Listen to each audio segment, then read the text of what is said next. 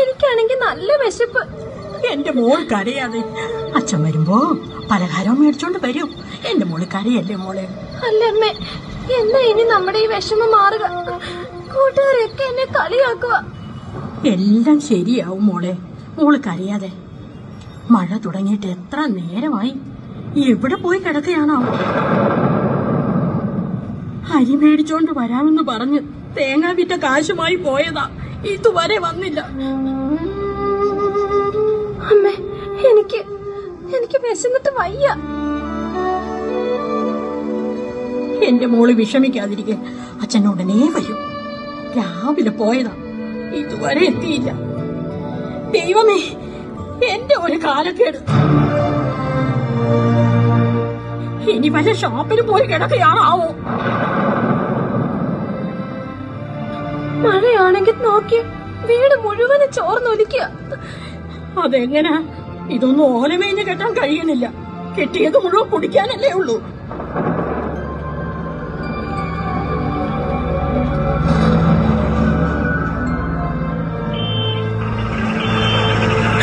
അമ്മേ, അച്ഛനെത്തി കഴിഞ്ഞു. എന്റെ ദൈവമേ, ഇന്ന് നല്ലവണ്ണം കുടിച്ചിട്ടുണ്ടെന്നാ തോന്നുന്നേ. ഇന്നെങ്കിലും എനിക്കിന്ന് സ്വസ്ഥമായിട്ട് ഉറങ്ങാൻ.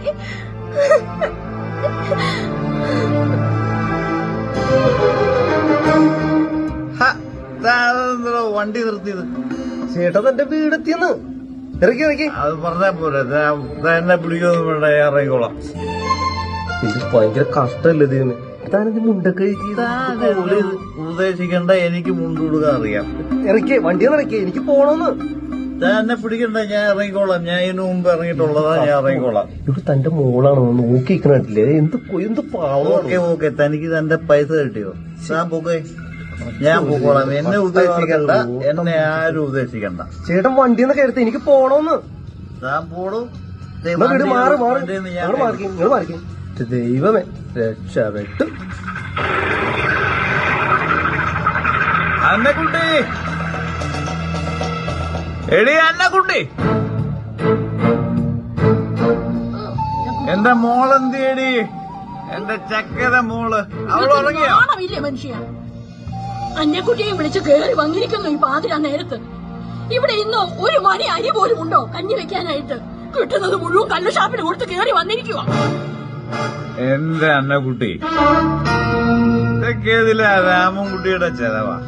ചുമ്മാ ഒരു കമ്പനിക്ക് കൂടിയതാ, സമയം പോയതറിഞ്ഞില്ല. ഒരു കമ്പനി? എത്ര നാളായി ഈ കഷ്ടപ്പാട് ഞാൻ അനുഭവിക്കാൻ തുടങ്ങിയിട്ട്.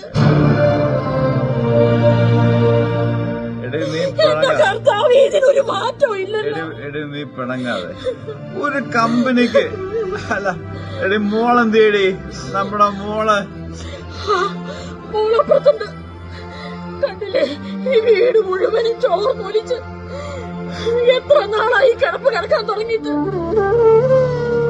നീയൊന്നും മിണ്ടാതിരിക്കണേ. കേട്ടാൻ പോലും ഒരു കഴിവില്ലല്ലോ. മിണ്ടാതിരിക്കും, നിന്റെ തൊണ്ട തുറക്കരുത് കേട്ടോ. ഞാൻ തുറക്കും. എനിക്കിത് സഹിക്കാൻ പറ്റുന്നില്ല. ഞാൻ മിണ്ടാതിരിക്കാൻ. ഇല്ല, ഞാൻ പറഞ്ഞ മിണ്ടാതിരിക്കാൻ. എടി നീ മിണ്ടിയ നിന്നെ കൊല്ലുപടി. എന്നെ കൊല്ല. എടി നിന്നെ ഞാനത് കൊല്ലും. നീ ശബ്ദിക്കരുത്. ശബ്ദം ഇവിടെ വരരുത്. എടി വാങ്ങട്ടെ പറയും. എടി വാങ്ങട്ടെ ഇവിടെ. ഇവിടെ ഞാൻ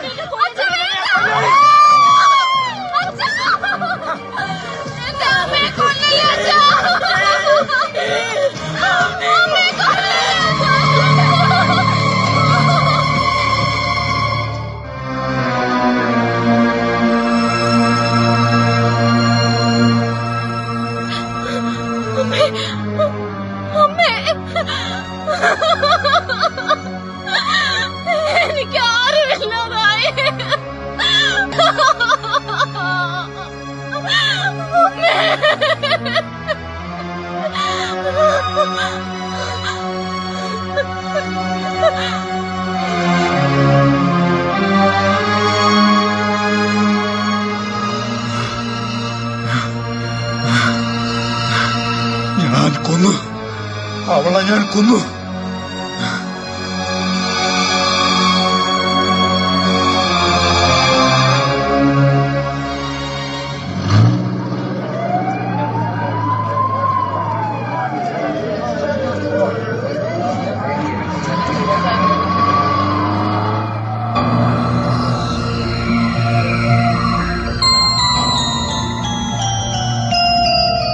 ഇന്നലെ ഭാര്യയെ കൊന്ന പ്രതിയെ കോടതിയിൽ ഹാജരാക്കണം. കൊണ്ടുപോവാ അവനെ, കൊണ്ടുപോവാ. ഓ, നീയാണ് കക്ഷിയല്ലേ? നിന്റെ ഒരു കാലത്തിന്. എടാ, ഒരു കള്ളുകൂടിയനെങ്കിലും ജീവിതത്തിൽ രക്ഷപ്പെട്ടതായി നീ കേട്ടിട്ടുണ്ടോ? നിന്റെ ഈ മുടിഞ്ഞ കള്ളുകുടി മൂലം നീ എന്തെങ്കിലും നേടിയോ? ഇപ്പോഴും വീട്ടിൽ പട്ടിണിയല്ലേടാ, ഒരു കൊലപാതകി എന്ന പേരും. അതുപോട്ടെ, നിന്റെ മോളെ ഇനി ആര് നോക്കടാ? നിന്റെ മദ്യപാനമല്ലേ ഇതൊക്കെ വരുത്തി വെച്ചത്? എനിക്ക് എന്റെ മോളെ ഒന്ന് കാണണം സാർ. നാണമില്ലാടാ നിനക്കത് പറയാൻ? എന്റെ മദ്യപാനമാണ് എന്നെ ചതിച്ചത്.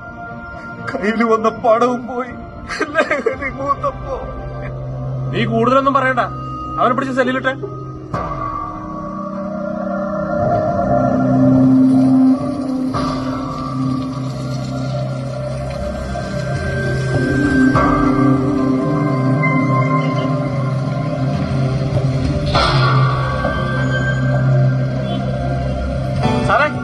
ചായ വേണമെന്നുണ്ട് സാറേ.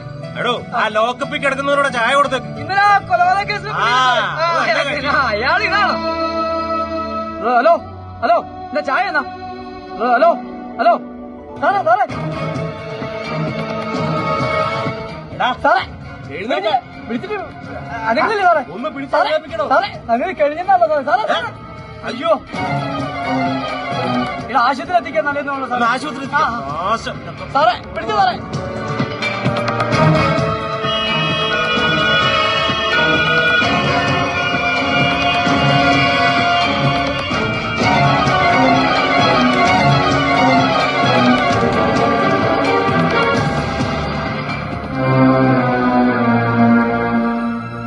ഡോക്ടർ, എങ്ങനെയുണ്ടാ പ്രതിക്ക്?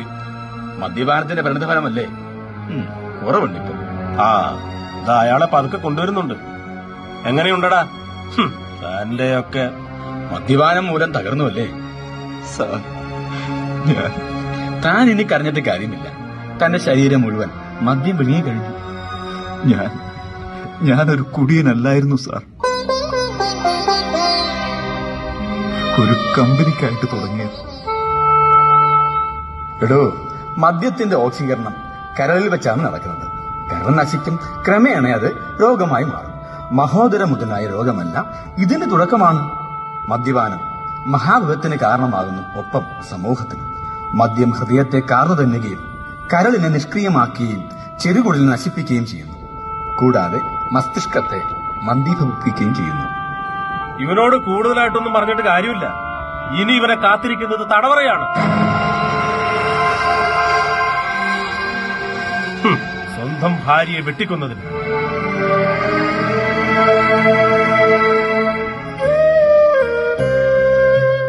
ഞാനെല്ലാം മനസ്സിലാക്കും.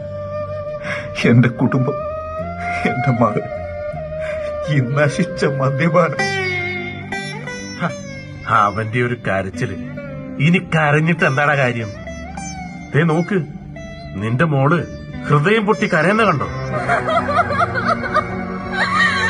എനിക്ക് ആരുമില്ലാതായി.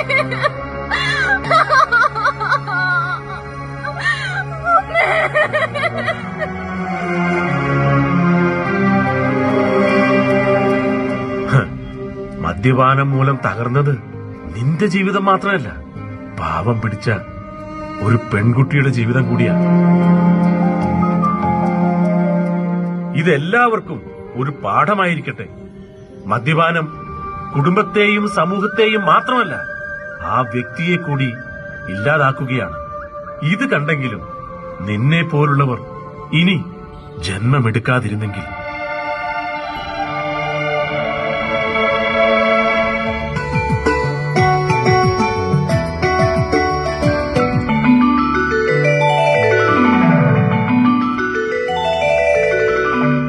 പ്രിയപ്പെട്ടവരെ, അടുത്ത കാലത്തായി നടന്നിട്ടുള്ള കൊലപാതകങ്ങളും ആത്മഹത്യയുമൊക്കെ കൂടുതലായും ലഹരിയുടെ ഉപയോഗം കൊണ്ട് ഉണ്ടായിട്ടുള്ളതാണ്. മദ്യപിച്ച് വാഹനമോടിച്ചുണ്ടാകുന്ന അപകട മരണങ്ങൾ അനവധിയാണ്. വിദ്യാർത്ഥികൾക്കിടയിൽ പോലും